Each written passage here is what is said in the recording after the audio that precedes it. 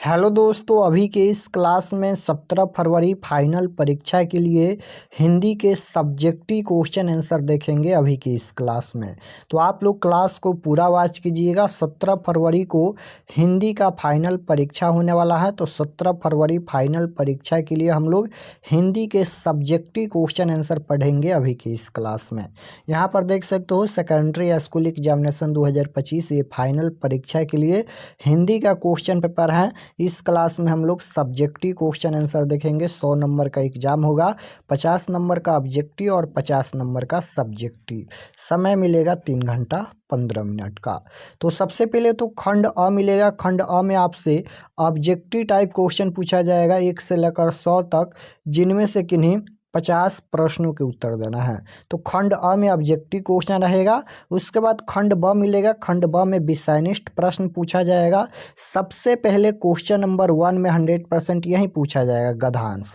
निम्नलिखित गद्यांशों में से किसी एक को पढ़कर नीचे दिए गए प्रश्नों के उत्तर दे। प्रत्येक प्रश्न 2 अंक का होगा, यहाँ पर देख सकते हो, यानी 10 अंक यहाँ से मिलने वाला है। सबसे फर्स्ट क्वेश्चन में गद्यांश पूछा जाएगा, देख सकते हो। 100% फाइनल परीक्षा में फर्स्ट पर गद्यांश ही रहेगा।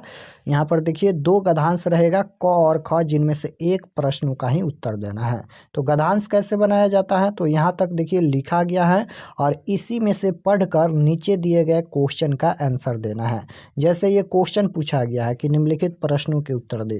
पहला नंबर क्वेश्चन है कि आदर्श व्यक्ति किसमें अपनी सफलता समझता है। इसका आंसर कहाँ से बताना है, तो इतना लिखा गया है, इसी में से इसका आंसर बताना है। तो जैसे देख सकते हो ये क्वेश्चन पूछा गया है कि आदर्श व्यक्ति किसमें अपनी सफलता समझता है। तो देखिए यहाँ से आदर्श व्यक्ति कर्मशीलता में ही अपने जीवन की सफलता समझता है। तो यहाँ से लेकर और यहाँ तक ये 1 नंबर का आंसर लिख देना है, ज़्यादा नहीं लिखना है। यहाँ से लेकर और यहाँ तक इसका आंसर लिख देना है, हो गया 2 नंबर। उसके बाद 2 नंबर में ये क्वेश्चन पूछा गया है कि आदर्श व्यक्ति का शेष समय किस कार्य में व्यतीत होता है। तो देखिए इसमें पढ़िए कि कहाँ पर वह लिखा गया है। तो देखिए यहाँ पर शेष समय जन सेवा में व्यतीत होता है, यहाँ तक लिख देना है। उसके बाद 3 नंबर क्वेश्चन है आदर्श व्यक्ति आराम से बैठना किसके समान समझता है। उसी प्रकार से आएंगे यहाँ पर और खोजेंगे कि इसका आंसर कहाँ पर है। तो यहाँ पर देखिए हाथ पर हाथ धकर बैठने को वह मृत्यु को समान समझता है। तो इस प्रकार से इसका देख सकते हो, इसका आंसर सभी में इसमें दिया रहेगा। इसका आंसर पढ़कर लिख सकते हो। तो क और ख रहेगा, 2 में से एक का ही आंसर देना है क्वेश्चन नंबर 1 में। तो क का आंसर दीजिए या फिर ख का आंसर दीजिए।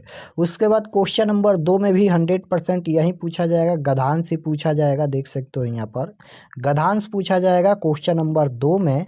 देख सकते हो कि निम्नलिखित गद्यांशों में से किसी एक को पढ़कर नीचे दिए गए प्रश्नों के उत्तर दे। प्रत्येक प्रश्न 2 अंक का होगा। यहाँ पर भी गद्यांश पूछा जाएगा क्वेश्चन नंबर 2 में। तो क्वेश्चन नंबर 2 में भी क और ख 2 रहेगा, जिनमें से एक पर ही एक का ही गद्यांश लिखना है। तो ये इतना लिखा गया है और यहाँ पर ये क्वेश्चन पूछा गया है, इसका आंसर कहाँ से देना है, तो इसी में से पढ़कर इसका आंसर देना है। तो आसानी से इसका आंसर आप लोग बना सकते हैं। उसके बाद नीचे आएंगे, यहाँ पर देख सकते हो ये क्वेश्चन पूछा गया है। नीचे आएंगे तो क्वेश्चन नंबर 1 और क्वेश्चन नंबर 2 में गद्यांश पूछा जाता है, जो कि आप लोग आसानी से उसका आंसर दे सकते हो, क्योंकि इसका आंसर पहले से याद नहीं करना है, इसी में से इसका आंसर देना है। तो क्वेश्चन नंबर 1 और क्वेश्चन नंबर 2 में गद्यांश पूछा जाएगा। उसके बाद क्वेश्चन नंबर 3 में देखिए यहाँ पर कि निम्नलिखित में से किसी एक विषय पर दिए गए संकेत बिंदुओं के आधार पर लगभग 250 से 300 शब्दों में निबंध लिखे। क्वेश्चन नंबर 3 में भी पूछा जाएगा निबंध, निबंध पूछा जाएगा क्वेश्चन नंबर 3 में।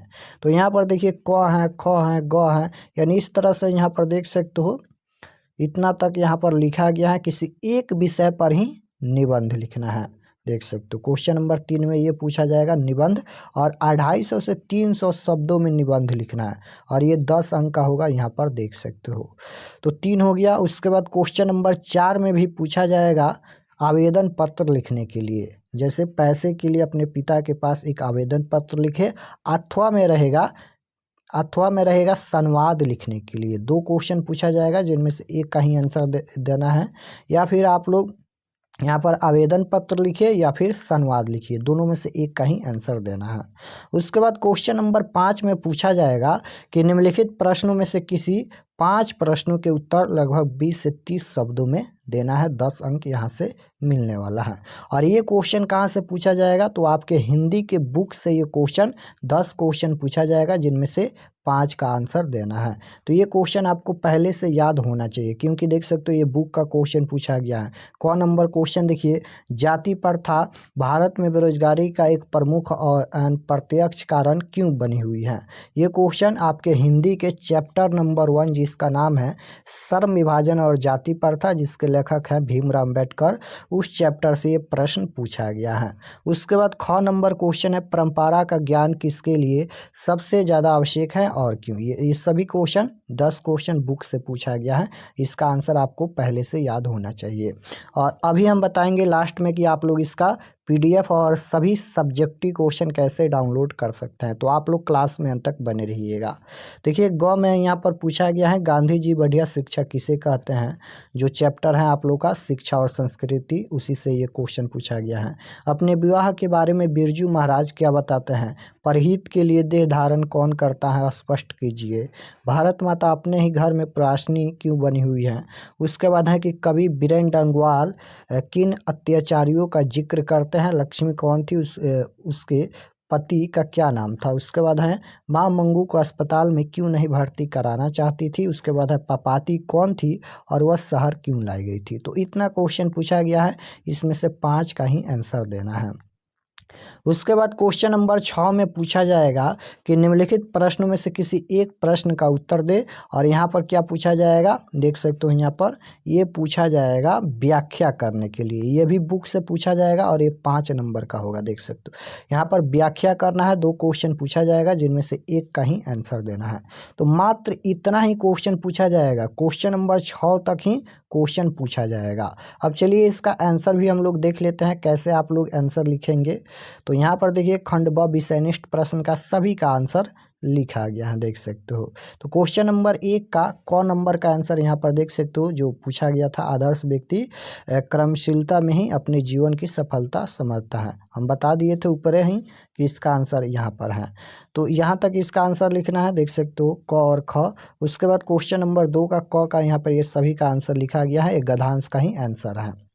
उसके बाद नीचे आएंगे, ये याद नहीं करना है, केवल हम बता दिए कि किस तरह से आप लोग लिखिएगा। याद करना है यहाँ पर देखिए, ये हो गया ग नंबर का आंसर। क्वेश्चन नंबर 3 का, ये क्वेश्चन नंबर 3 का ग का आंसर लिखा गया है, ये निबंध है। तो ये थोड़ा मोड़ा आप लोग याद कर लीजिएगा। देख सकते हो महंगाई पर यहाँ पर ये निबंध लिखा गया है, महंगाई पर निबंध लिखा गया है। तो सबसे पहले महंगाई में लिखना है महंगाई की मार, तो यहाँ तक लिखना है इसके बारे में। उसके बाद निरंतर बढ़ती महंगाई, यहाँ तक लिखना है इस प्रकार से। उसके बाद सरकार के दावे लिखना है। उसके बाद आम लोगों पर प्रभाव लिखना है, उपसंहार लिखना है, यानी यहाँ तक इसका आंसर लिखना है। और ये 250 से 300 शब्दों में लिखना है इसके बारे में। तो ये भी आसान होता है, आप लोग आसानी से लिख सकते हैं। अगर याद नहीं भी है तो आसानी से लिख सकते हैं, इसमें एक भी नंबर नहीं कटेगा। इसके बारे में आप लोग लिख दीजिएगा। महंगाई पर पूछा जाएगा, होली पर पूछा जाएगा, किसी एक पर ही निबंध लिखना है। उसके बाद क्वेश्चन नंबर 4 का आंसर यहाँ पर लिखा गया है। क्वेश्चन नंबर 4 में पूछा गया था आवेदन पत्र अथवा में संवाद पूछा गया था। तो इसका आंसर लिखा गया है, ये आवेदन पत्र है। उसके बाद नीचे आएंगे तो अथवा में संवाद पूछा गया था। तो सबसे आसान संवाद ही होता है। यहाँ पर 2 छात्र या 2 दोस्त का नाम लिखिए और दोनों यहाँ पर देख सकते हो, पहला का नाम है राजू और ये बोलेगा क्या हुआ शिवम तुम उदास क्यों हो, पहला बोलेगा। उसके बाद यहाँ पर दूसरा है शिवम बोलेगा राजू मेरी माँ की हालत ठीक नहीं है। उसके बाद फिर यहाँ पर राजू क्या हुआ उन्हें। शिवम फिर बोलेगा हमारे शहर में इतना प्रदूषण हो गया है जिसकी वजह से माँ आज अस्पताल में भर्ती हैं। तो इस तरह से संवाद लिखा जाता है। ये भी आसानी से आप लोग लिख सकते हैं, 2 छात्र या 2 दोस्त के बीच आप लोग संवाद लिख सकते हैं। तो ये भी आसान होता है, आप लोग लिख लीजिएगा। उसके बाद सबसे इम्पोर्टेंट ये है, आप लोग को याद कर लेना है ये प्रश्न जो क्वेश्चन नंबर 5 में बुक से क्वेश्चन 10 क्वेश्चन पूछा गया था जिनमें से 5 का आंसर देना है।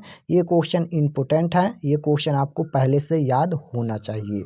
तो क्वेश्चन नंबर 5 का क नंबर का आंसर यहाँ पर लिखा गया है, देख सकते हो कि भारत में प्रचलित जाति प्रथा किसी भी व्यक्ति को उसकी इच्छा के अनुकूल पेशा चुनने की स्वतंत्रता नहीं देती है। इस प्रथा में प्रत्येक व्यक्ति अपने पैतृक पेशा में बंधने के विवश है। पेशा परिवर्तन की अनुमति न देकर भारतीय जाति प्रथा बेरोजगारी का प्रमुख तथा प्रत्यक्ष कारण बनी हुई है। इच्छा अनुसार पेशा परिवर्तन की स्वतंत्रता हेतु तो शायद इतनी बेरोजगारी नहीं होती। तो इसका आंसर यहाँ तक लिखना है, ये आपको याद कर लेना है ये क्वेश्चन। उसके बाद ख नंबर का आंसर लिखना है, देख सकते हो कि परंपरा का ज्ञान उनके लिए सबसे ज़्यादा आवश्यक है जो साहित्य में युग परिवर्तन करना चाहते हैं, रूढ़ियों को समाप्त कर साहित्य के क्रांतिकारी लाना चाहते हैं। वैसे साहित्य रचनाकार को इसकी परंपरा का ज्ञान सर्वाधिक अधिक है। तो इसका आंसर यहाँ तक लिखना है। उसके बाद क्वेश्चन नंबर 5 का ग नंबर का आंसर यहाँ पर देख सकते हो लिखा गया है। उसके बाद घ नंबर का आंसर यहाँ पर लिखा गया है। उसके बाद यहाँ पर देख सकते हो लिखा गया है इसका आंसर। उसके बाद यहाँ पर च नंबर का आंसर लिखा गया है, देख सकते हो च नंबर का आंसर यहाँ पर लिखा गया है कि भारत माता अपने ही घर में प्रवासिनी बनी हुई है क्योंकि यह गाँवों में निवास करती हैं। भारत गाँवों का देश है पर गाँव के विकास पर किसी का ध्यान नहीं है। गांव उपेक्षित पड़े हुए हैं, गाँवों के साथ गैरों जैसा व्यवहार किया जाता है। सारा ध्यान तो नगरों पर होता है, सारी विकास योजनाएं नगरों के लिए ही बनती हैं। यह दुख है कि अपने ही घर में कोई अपने को न पहचाने। तो इसका आंसर यहाँ तक लिखना है। उसके बाद यहाँ पर देखिए इसका आंसर लिखना है 6 नंबर का, कवि सांप्रदायिक विशेष को आधार मानकर अपने स्वार्थ की पूर्ति के लिए अत्याचार करने वालों का जिक्र करता है। कवि अत्याचारियों का जिक्र जनता को इनके विरुद्ध जगाने के लिए करता है। तो इसका आंसर यहाँ तक लिखना है। उसके बाद ज नंबर का आंसर लिखना है कि लक्ष्मी लक्ष्मण की पत्नी थी। लक्ष्मी लक्ष्मण की पत्नी थी। तो यहाँ तक लिखना है। उसके बाद जो अपनी 4 संतानों के साथ देवी नदी के बांध के नीचे बने अपने घर में रहती थी, उसके पति का नाम लक्ष्मण था। ये ऑब्जेक्टिव में भी पूछा जाता है, आप लोग याद रखिएगा। देवी नदी के बांध के नीचे लक्ष्मी का घर था और पति का क्या नाम था? लक्ष्मण था, आप लोग याद रखिएगा। उसके बाद यहाँ पर ये सभी आंसर लिखा गया है, आप लोग याद कर लीजिएगा। और इसका PDF कैसे डाउनलोड करना है ये भी हम अभी बताएंगे। उसके बाद क्वेश्चन नंबर 6 में व्याख्या करना है। तो व्याख्या करना भी बहुत ही आसान है। सबसे पहले लिखना है कि यह पंक्ति किस चैप्टर से लिया गया है। तो प्रस्तुत गद्यांश महात्मा गांधी रचित शिक्षा शास्त्र शिक्षा और संस्कृति से ली गई है। यानी जो क्वेश्चन पूछा गया था वह किस चैप्टर का है, उसके लेखक कौन है, सबसे पहले ये लिखना है व्याख्या में। तो प्रस्तुत गद्यांश जो लिखा गया था वह महात्मा गांधी रचित शिक्षा पाठ शिक्षा और संस्कृति जो चैप्टर है उसके लेखक कौन है? महात्मा गांधी हैं। तो इसी तरह से लिखना है। उसके फिर बारे में लिखना है कि जिसमें लेखक महात्मा गांधी जी ने भारतीय सनातन धर्म की व्यापकता एवं उदारता को व्यक्त करते हुए कहा है कि हमारा धर्म संकीर्ण नहीं है, यह किसी सीमा के अंदर न होकर व्यापक है, यह सबको मुक्त भाव से स्वीकार करती हैं तथा प्रेरित करती हैं। इस कारण लेखक ने भारतीय सनातन धर्म को कैद खाने का धर्म नहीं कहा। तो इसका आंसर यहाँ तक लिखना है। उसके बाद ख नंबर का आंसर देख सकते हो। ख नंबर भी व्याख्या पूछा गया था, 2 पूछा गया था जिनमें से एक का ही आंसर देना है। तो इसका आंसर आप लोग लिख लीजिएगा यहाँ तक। तो इतना ही क्वेश्चन पूछा जाएगा और हम सभी का आंसर बता दिए। अब चलिए हम आपको बताते हैं कि आप लोग इसका PDF कैसे डाउनलोड कर सकते हैं और सब्जेक्टिव क्वेश्चन जो 10 पूछा जाएगा वह कैसे आप लोग डाउनलोड कर सकते हैं। तो subjective question answer PDF download करने के लिए गूगल पर चले आना है और आपको सर्च करना है RK एक्सपर्ट क्लासेस। देख सकते हो इसी चैनल का नाम आपको गूगल में सर्च करना है RK एक्सपर्ट क्लासेस। तो जैसे ही सर्च करेंगे RK एक्सपर्ट क्लासेस तो आपके सामने ये फर्स्ट पेज आएगा। यहाँ पर देख सकते हो RK एक्सपर्ट क्लासेस का, इस पर आपको क्लिक करना है। इस प्रकार से आएगा, इस पर आपको क्लिक करना है। तो चलिए हम क्लिक करते हैं। तो जैसे ही क्लिक करेंगे करेंगे, क्लिक करने के बाद ये ओपन हो जाएगा और इसको एक बार रिफ्रेश कर दीजिएगा ताकि क्वेश्चन पेपर भी अपडेट हो जाए। रिफ्रेश करने के बाद आपको नीचे आना है क्लास 10th के सेक्शन में। क्लास 10th के सेक्शन यहाँ पर भी हैं, देख सकते हो। इस पर क्लिक कीजिए या फिर नीचे आएंगे तो यहाँ पर सभी का लिंक ही दिया गया है। तो देखिए इसमें सभी सब्जेक्ट का subjective question paper study material दिया गया है। यहाँ से आकर आप लोग क्वेश्चन पेपर डाउनलोड करके पढ़ाई कर सकते हैं। सोशल साइंस का सब्जेक्टिव क्वेश्चन, साइंस का सब्जेक्टिव क्वेश्चन और इसी में से क्वेश्चन पूछा जाएगा। ये सभी सब्जेक्टिव क्वेश्चन आपको याद कर लेना है। तो जैसे आप लोग का हिंदी का डाउनलोड करना है तो यहाँ पर देखिए class 10th Hindi subjective question 2025 PDF download, इस पर आपको क्लिक करना है। तो जैसे ही क्लिक करेंगे, क्लिक करने के बाद ये ओपन हो जाएगा और नीचे आएंगे तो ये सभी परीक्षा के लिए लिखा गया है, आप लोग इसे पढ़ लीजिएगा। उसके बाद यहाँ पर देखिए क्लास 10th सभी चैप्टर का सब्जेक्टिव प्रश्न जो 10 क्वेश्चन पूछा जाता है उसी का सभी का आंसर यहाँ पर लिखा गया है। देख सकते हो, मैक्स मिलर की दृष्टि में सच्चे भारत के दर्शन कहाँ हो सकते हैं और क्यों, ये सभी का आंसर लिखा गया है। देख सकते हो इतना क्वेश्चन का। और ये दीर्घ उत्तरीय प्रश्न में भी पूछा जाता है कभी कभी, तो आप लोग ये सभी प्रश्न को याद कर लीजिएगा। 100% इसी में से क्वेश्चन पूछा जाएगा आपके फाइनल परीक्षा में। तो ये सभी क्वेश्चन आपको याद कर लेना है। तो ये तो हो गया। अगर इसको PDF में डाउनलोड करना है तो नीचे आएंगे तो यहाँ पर देख सकते हो सब्जेक्टिव PDF यहाँ पर डाउनलोड पर क्लिक करके आप लोग इसका PDF भी डाउनलोड कर सकते हैं। जो अभी हम बताएंगे हैं उसका भी PDF यहाँ से डाउनलोड कर सकते हैं। ऑल सब्जेक्ट का भी यहाँ से क्लिक करके आप लोग देख सकते हैं। और भी सब्जेक्ट का देखना है तो यहाँ पर देखिए साइंस का है, सोशल साइंस का है, सभी सब्जेक्ट का दिया गया है। ये साइंस का है, देख सकते हो साइंस का भी सब्जेक्टिव क्वेश्चन सभी दिया गया है। तो यहाँ से आकर आप लोग इसका सब्जेक्टिव क्वेश्चन लिखकर और याद कर लीजिएगा। ये सबसे महत्वपूर्ण है, इसी में से क्वेश्चन 100% पूछा जाएगा।